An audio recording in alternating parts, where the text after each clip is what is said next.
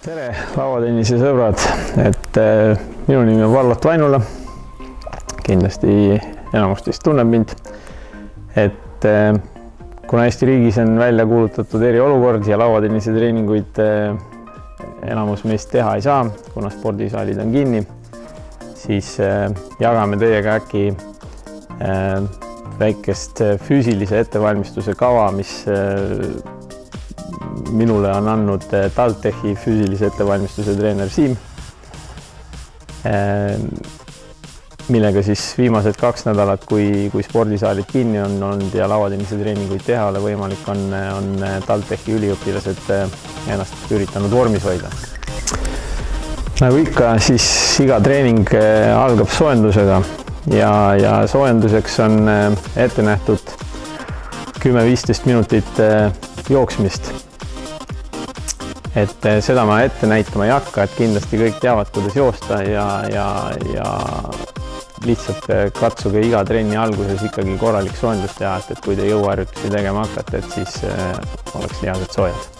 Kui soojendusjooks 15 minutit on lõppenud, siis esimene harjutus on meil hüpits, kus me teeme hüppenööriga 3 korda 100 hüpet, 100 hüpet vasaku jalaga, 100 hüpet parema jalaga ja 100 hüpet koos jalgadega. Kui nüüd piirangud Eesti riigis peaksid minema veel rangemaks ja õues jooksmas enam ei lubata käia, siis võib tegelikult ka kogu soojenduse teha hüpitsaga, lihtsalt siis hüpates 10-15 minutit jooksmise asemel.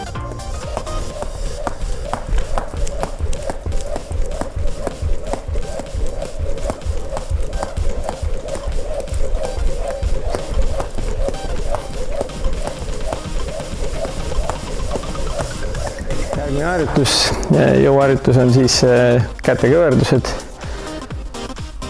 Siimu poolt ette antud kava näeb ette, et 3 korda 20 ehk siis 3 seeriat, 20 kätekõverdust ühes seerias.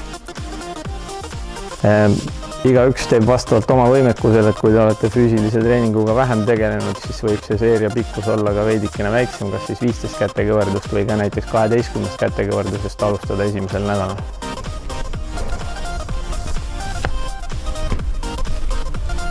Järgmine harjutus on siis kükid. Kükkide puhul on oluline jälgida tehnikat, et te teeksite neid õigesti, jalad enam-vähem õlgade laiuselt.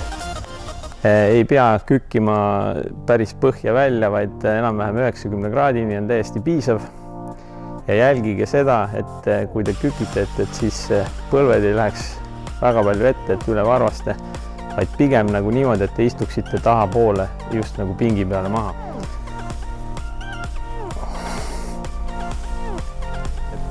Harjutuse raskuse tõstmiseks on võimalik ka võtta väikene lisaraskus kätte, kas siis hantlit kätte või mingisugune raskus siia lõua alla või siis turja peale.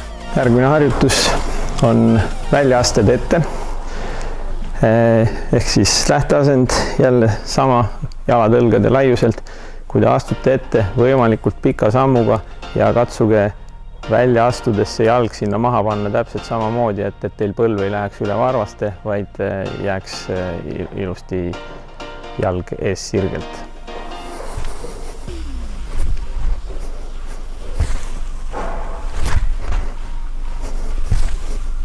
Üks asi veel, millele väljaastete puhul tähelepanu pöörata, et kui teil lähteasendis on jalad õlgade laiuselt, et siis ka ette astudes ei pea olema jalad üksteise taga, vaid täpselt samamoodi, et sa astudki parema jalaga siit ette ja nad jäävadki natukene sedasi, see annab teile parema tasakaalu ja tähtis ongi selle väljaaste puhul jääda nagu hästi tasakaalu ja teha sealt korralik tõuge tagasi. Järgmine harjutus on triitsepsi kätekõverdused. Selle jaoks on vaja ühte väikest abivahendit, tavalist pinki või tooli või ükskõik mingisugust platvormi, mille peale siis saab ennast toetada. Lähteasend, paned käed pingile, jalad sirged ette.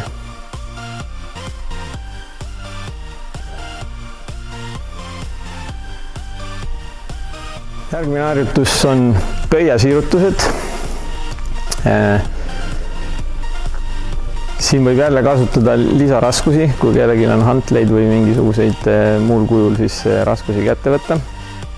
Ja selleks, kui on olemas kasutada mingisugust platvormi, aga sama hästi võib kasutada trepiastet või kõrgemat uksepakku või ükskõik missugust asja, mis on natukene maapinnast siis kõrgemal.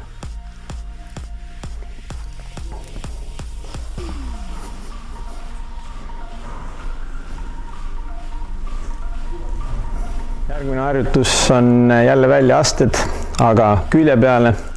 Põhimõtteliselt tehnika osas siis samad asjad nii kui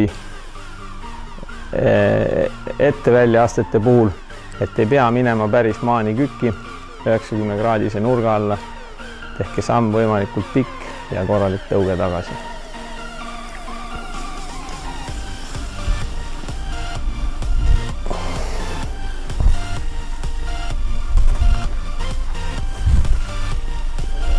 Ja viimaseks harjutuseks on siis plangud.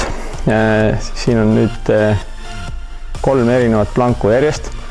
Ehk siis kõigepealt täiesti tavaline plank, siis ühe külje peal ja siis teise külje peal. Siimu poolt ette antud kavas on siis ühe seeria pikkuseks 2,5 minutit.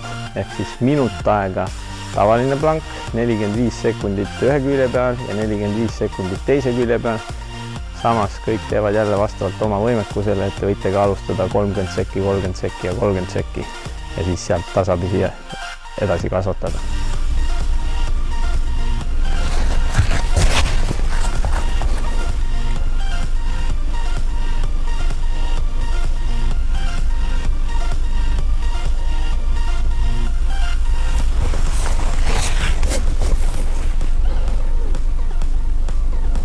Selline võiks siis välja näha üks jõutreening, mille te peaksite lõpetama siis treeni lõpus ka väikese venitusprogrammiga. Igaüks vastavalt oma teadmistele ja oskustele ja võimekusele. Olenevalt seeriate arvust ja seeriate pikkusest selline trenn peaks teil aega võtma kuskil 45 minutit kuni tund aega. Ja seda jõutreeningut siis nädala jooksul kombineerida teistkordset jooksutrenniga.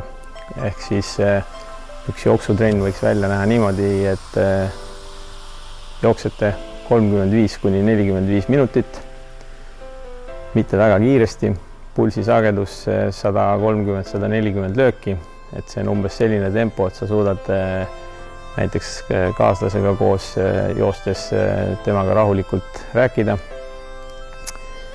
Ja jooksutrenni lõpetuseks siis 5-6 seeriat põlvetõstet, 5-6 seeriat sääretõstet, umbes 15-20 meetri pikkuseid lõike ja kõige lõppu siis väikesed sprindid 50-60 meetrit ja seda siis samamoodi 5-6 korda.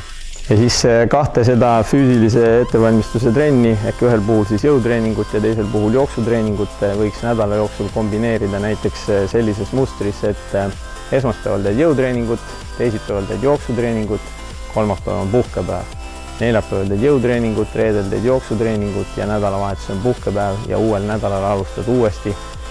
Intensiivsust on võimalik kasvatada sedasi, et sa teed kas rohkem seeriaid või tõstad seerias korduste arvu tasapisi, et lõpuks jõuda selleni, mis siin Siimu poolt ette antud kavas on ette nähtud, kui keegi alustab väiksemate kordustega. Ja loodetavasti nendest väikestest näpunäidetest on abi selleks ajaks, kuni me saame jälle laua taha.